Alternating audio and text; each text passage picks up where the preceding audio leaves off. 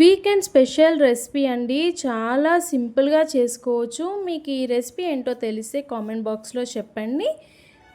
నేనైతే ఈ రెసిపీని చూపిస్తాను. సూపర్ టేస్టీగా ఉంటుంది, యమ్మీగా కూడా ఉంటుంది.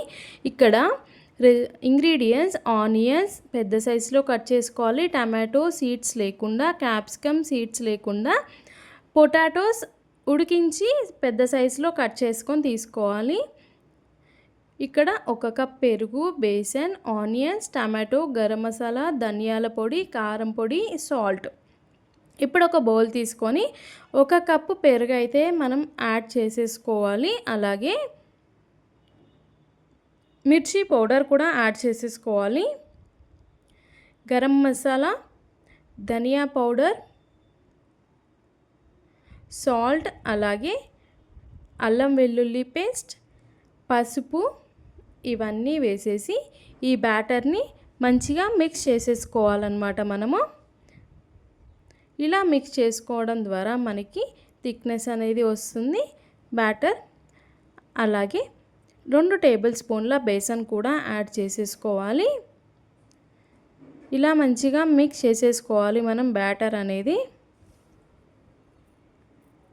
సూపర్ టేస్టీగా కూడా ఉంటుంది, యమ్మీగా, క్రిస్పీ, స్పైసీగా కూడా ఉంటుంది మనకి. ఇలా బ్యాటర్ రెడీ చేసుకున్న తర్వాత మనం దీంట్లో కొద్దిగా వేడి చేసిన ఆయిల్ అయితే యాడ్ చేసేసుకోవాలన్నమాట.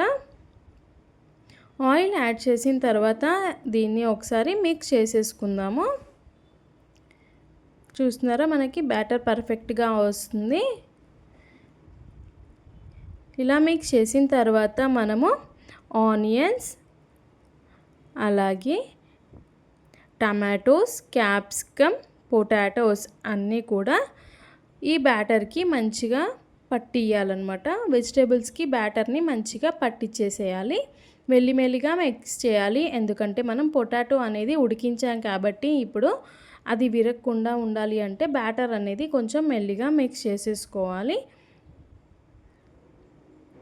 చూస్తున్నారా, ఈ విధంగా బ్యాటర్ అయితే రెడీ అయిపోయింది. ఇప్పుడు స్టవ్ వెలిగించి ప్యాన్ అనేది పెట్టాను. ఇక్కడ కొద్దిగా ఆయిల్ అనేది యాడ్ చేసేసి మనము ఇప్పుడు వెజిటబుల్ బ్యాటర్ రెడీ చేసాం కదా, అది ఇప్పుడు ఆయిల్లో మనము వేసేసేయాలి.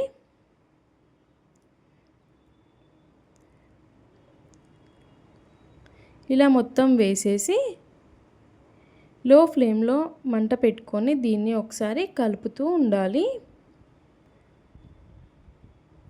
ఇలా కలిపేసి మనకి ఆయిల్ అనేది పైకి తేలేంత వరకు మనం దీనిపైన మూత పెట్టి లో ఫ్లేమ్లో ఉడికించుకోవాలన్నమాట. క్యాప్సికమ్, టమాటో, ఆనియన్ అన్నీ చక్కగా ఉడికిపోతాయి. చూస్తున్నారా, ఆయిల్ అనేది మనకి పైకి తేలుతుంది. ఇప్పుడు దీనికోసం సెకండ్ స్టెప్ కూడా ఉంది, ఆ స్టెప్ కూడా చూపిస్తాను మీకు. ఇలా ఒకసారి మిక్స్ చేసేసి పక్కకి తీసేసుకుంటే ఇది రెడీ అయిపోతుంది. ఇప్పుడు స్టవ్ వెలిగించి వేరే బాండి పెట్టేసి తగినంత ఆయిల్ అయితే యాడ్ చేసేసుకోవాలి. ఇక్కడ మనం 1 టేబుల్ స్పూన్ సాజీరా, పట్టా, లవంగా వేసేసి వేయించుకున్న తర్వాత పొడువుగా కట్ చేసుకున్న పచ్చిమిర్చి యాడ్ చేసేసుకొని, అలాగే 1 కప్ సన్నగా కట్ చేసుకున్న ఆనియన్స్ కూడా యాడ్ చేసేసుకొని ఈ మిశ్రమాన్ని మనం మంచిగా మిక్స్ చేసుకోవాలి. ఆనియన్స్ అనేటివి ఆయిల్లో మంచిగా ఫ్రై అవ్వాలి. ఫ్రై అయిన తర్వాత మనకు ఇక్కడ ఒక చిన్న సైజ్ టమాటో సన్నగా కట్ చేసి తీసేసుకోవాలి. ఇలా ఇవి ఆయిల్లో ఫ్రై అయిన తర్వాత ఇప్పటిదాకా మనకి బ్యాటర్ ఉంది కదా, ఆ బ్యాటర్ అనేది మొత్తం ఇక్కడ యాడ్ చేసేసుకోవాలన్నమాట. ఇప్పుడు మనకి పూర్తిగా ఆలు టిక్కా మసాలా కర్రీ అనేది రెడీ అయిపోతుంది అనమాట. ఇది కూడా లో ఫ్లేమ్లో పెట్టుకొని ఈ కర్రీని మనం రెడీ చేసేసుకోవాలి. కావాలి అంటే కొద్దిగా వాటర్ అనేది యాడ్ చేసేసుకోవచ్చు, లేదంటే స్కిప్ చేయొచ్చు. ఇలా మూత పెట్టి ఒక 5 నిమిషాలు ఈ కర్రీని కుక్ చేసేసుకుంటే మనకి ఆలు టిక్కా మసాలా అనేది రెడీ అయిపోతుంది. చూస్తుంటేనే నోరు ఊరిపోతుంది కదా. ఇప్పుడు దీన్ని సర్వ్ చేసేసుకుంటే మనకి ఆలు టిక్కా మసాలా రెడీ అయిపోతుంది. ఇప్పుడు జీరా రైస్ ఎలా చేసుకోవాలో చూపిస్తాను. మనము 1/2 అవర్ ముందే బాస్మతి రైస్ అనేది ఉడికించి పెట్టుకున్నాను అనమాట.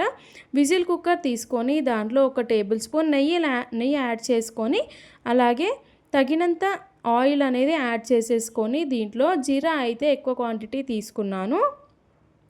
జీరా కూడా యాడ్ చేసేసి చిటపటలాడిన తర్వాత పొడుగుగా కట్ చేసుకున్న 2 పచ్చిమిర్చి, 2 రెబ్బల కరివేపాకు యాడ్ చేసేసుకొని ఒకసారి దీన్ని మిక్స్ చేసేసుకుంటున్నాను. ఇప్పుడు మనం నానబెట్టిన బాస్మతి రైస్ని వేసేసుకోవాలి. ఒక గ్లాస్కి 2 స్పూన్ల చొప్పున సాల్ట్ అయితే యాడ్ చేసేసుకొని విజిల్ కుక్కర్ పెట్టేసి 2 విజిల్లు తీసుకుంటే మనకి బాస్మతి జీరా రైస్ రెడీ అయిపోతుంది. పొల్లు పొల్లుగా చాలా మంచిగా వస్తుందన్నమాట. సూపర్ టేస్టీగా ఉంటుంది.